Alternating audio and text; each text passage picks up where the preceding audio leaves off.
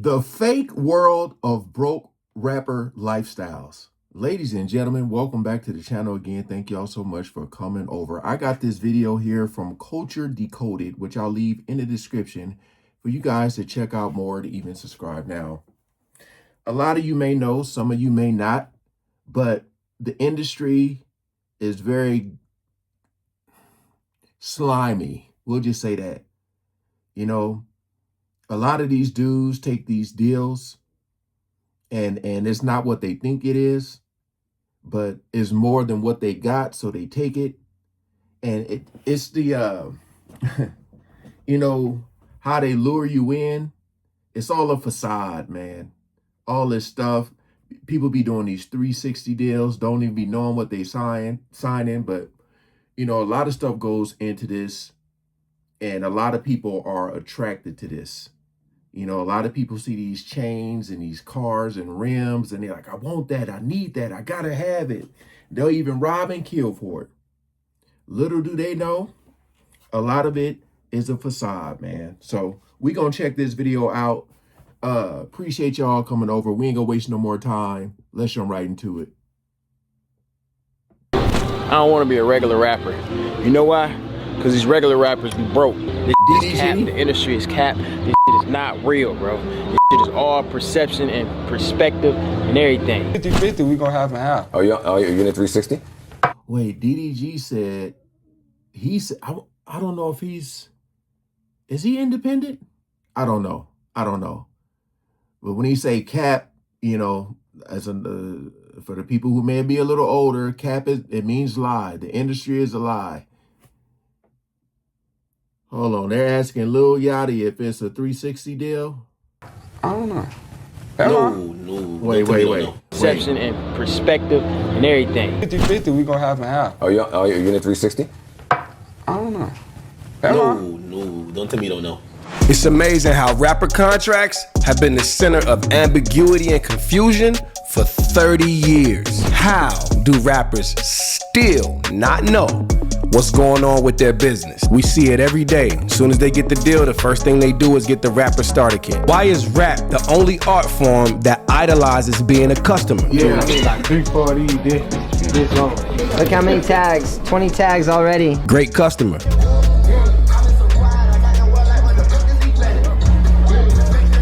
Great customer. We're at 52,000 right now. Alright, so it'll be 52,000 flat. Alright. You can maybe do 50? I brought 100, I'm trying to leave it 50, for real. Great customer. And on the other hand, people like Lil Baby actually can't afford these types of expenses. But this is where it starts. First is the chain, rented vehicle, Airbnb, and random IG model looking for a quick buck. Man. It's crazy right there. That's the first time we let people perform. You lost something, bro? Right there. Is that... Homie, you lost. Yo, he almost lost the bezel. Take care of that before we continue. That's gotta go. You know what? Just hold it like that. When you posted this photo, now I'm asking the question, I don't know what the hell it is, so. Oh yeah, so basically I was traveling to New York, right? And I was on a commercial flight. So I saw a picture that I liked. It was my mood picture, so I posted it. I put travel day. So someone's on the plane, they take a picture of me, right? And says, well, that's kind of odd. How is he flying private when he's right here in front of me? Touch my shit, Jimmy. Touch my shit. Are you ready? This music is killing me. Hold on, you're not getting on the stone. Oh, okay. I'm getting on the stone, bro. But Jay-Z summed it up with this line. Change is cooler cop, but more important is loyalty. But apparently nobody heard him. But wait a minute, we getting ahead of ourselves. The truth is, most of this is not even these rappers' fault. These dudes are really just doing what they've seen their idols do. But their idols eventually outgrow the nonsense and back away from it. Look at Jay's 444 album. You wanna know what's more important than throwing away money at a strip club? Credit. And he was the main dude pushing the idea of jewelry, fast cars, and spending big dough. Dang, man, they playing so much of their music. Golly. Hopefully, you know, it's all good, but I told you it's how they lure you in. You know, they get these rappers and they excel in the industry by doing everything that they're told to do, and they make their way to the top, and then they look down at you trying to get up there, and it's like, what you willing to do to get here? You know, You want these chains? Come on up. Do this. You know what I mean? It's been so many people talk about it, so many doors.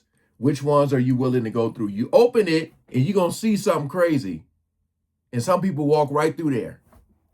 I'm telling you, man. Hip-hop's competitive nature set the wrong tone for the new generation, but the fans love it. And therein lies the birth of the fake world of broke rapper lifestyle. And it's interesting because I never think of rappers as victims, but they are.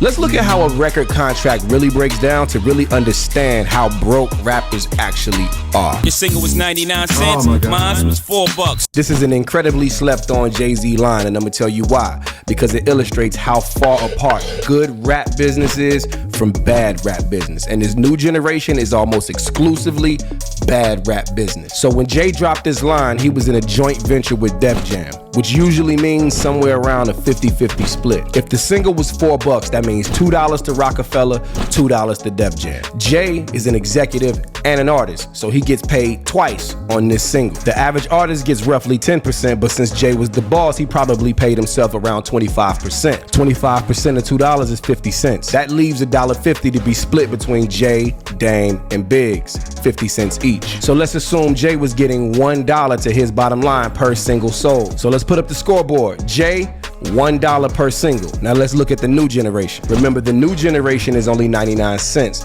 and the average new artist deal would be about 10%, which would leave them with about 10 cents per record sold. So with about 1 million records sold, Jay would have made about $1 million, while the average artist would have made about 100,000. But let's not forget, that average artist took an advance, and that advance was probably $250,000. And this is how you can have an in the hole. I'm glad you know, and I got a lot of videos talking about Jay-Z, but I'm actually glad he's using him as an example because we know what he's doing right now. This dude is working with the NFL. He's at the top, shaking hands with elites.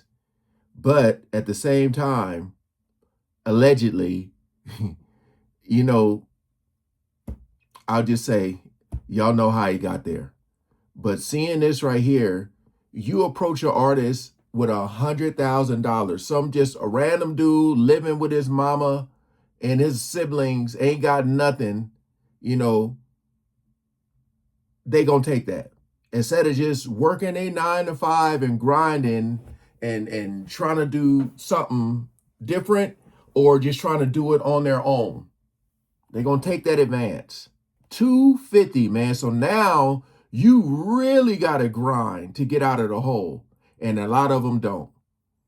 That's why they hit you with that, well, there's something else you can do to pay that money back.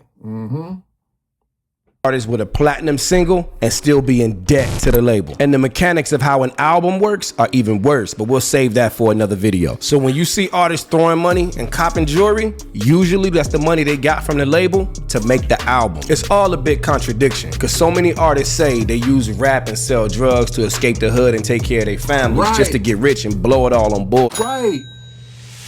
Look at this list. You're gonna see some legends on this list. This is just a list of artists that have had to fight their way out of a bad contract at some point in their career. And many times that bad contract was during the time that they were at the height of their sales. So they didn't even profit from the best years of their artistry. Damn. A lot of times they've had to find other ways creatively to make money post the height of their success. So then I think about like a new artist who signs a deal, gets in advance, doesn't manage it right, is in a bad contract. Then they get on the internet and flex, and now they have an image to uphold. Yep. So the next thing you know, they robbing the next man to try to keep the image up to hopefully sell records to get the money that they already got that they should have managed better. And that goes into bad publicity. You know, that's why you see some of them rappers have that like tough guy facade. And then people that like really know him or really approach them by themselves, they're like, man, this dude ain't nothing like that. He was actually a scary, you know what I mean? This is, yeah. That's what I'm talking about. Like when you build something, that you have an album that's super dope. And I feel like if you're not willing to continue to do things, they'll take you out, whatever that means. And that's why they say a lot of these labels make a lot more money when you're gone. Plain and simple. But yeah, none of these dudes in the industry are tough like that, man. For real. You get what I'm saying? I think a lot of mistakes that get made is what you just said, right? You got an advance from a major and maybe you didn't spend it in the smartest way. Man, I went splurging. And a lot of people don't realize, like, you know, you get that advance and your music has to make that much money back times whatever your terms are. Otherwise, the conversations get dry. And well, also otherwise you're not going to see any money off your music. Right. You know what I mean? Like, that's your big nut, and you got to kind of make that shit stretch. You know what I'm saying? For, you know, young independent artists watching this, what would be some advice you'd give them as far as, you know, taking the advance? Or, I mean, I would say, like, with the advance, invest it like straight back in yourself. Pay some bills, but invest it straight back into the business. Because at the end of the day, if the music not going and you ain't got nothing cracking in the people's face and marketing and going, like, what that advance mean? Like, you got a chain and some money and some, So why are rappers so pressed for clout? What is it that makes these artists feel like they have to sacrifice their financial well-being and the future of their careers just to look good today? Look at that, I mean, man. the pressure from this type of situation is unbearable. Remember when Lil Wayne was having seizures on flights? Because why do you think these dudes are over-medicating themselves in these situations? It's the pressure from the spotlight, the finances, and what they have to do and who they have to be to please the fans and meet all of their financial obligations as artists. I mean, just look at how many rappers have been exposed for wearing straight up fake jewelry. Or look how many artists have been exposed for trying to look richer than they actually are. I say it like this: shout out to any of the managers, lawyers, labels, or individuals that are trying to hold these artists accountable, teach them some level of financial literacy, and get their heads in the right direction. It's time we pray for the next generation. Culture Decoded. I would say try your best to stay independent if you can. You know,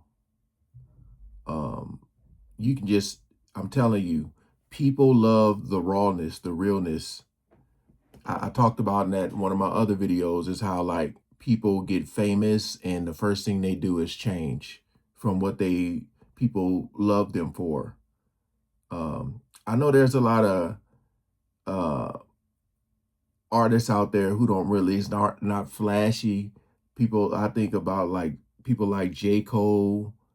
It's a lot of people out there who aren't flashy, man. I know he had that song about him getting his tooth fixed and he decided not to. I remember, who was that? Chad Ochocinco said he used to take showers at the stadium, wear fake jewelry all the time, because he was saying, like, the people, especially like women, they don't care about what you got on. They care that it's you, you know. But I know there's a lot of videos like this. I want to apologize because I didn't know it was going to be all this background music, and hopefully I don't have to trim out stuff. I'm gonna have to edit this video real quick to see if I can even post it, because it's a lot of it's stuff in here that I might have to trim out just because of the music that was being played in the background. But yeah, man, a lot of these people don't know what they're getting themselves into, and a lot of them really don't care. You know, they see that 100,000 advance and they be like, man, it's gonna take me forever to make this type of money, you know, and they get it and they go crazy thinking, like, you know, my lyrics are dope enough for me to continue on with this. Little do they know what they getting themselves into, man. But hey, hope you guys enjoyed. Appreciate y'all coming over and watching. Peace out.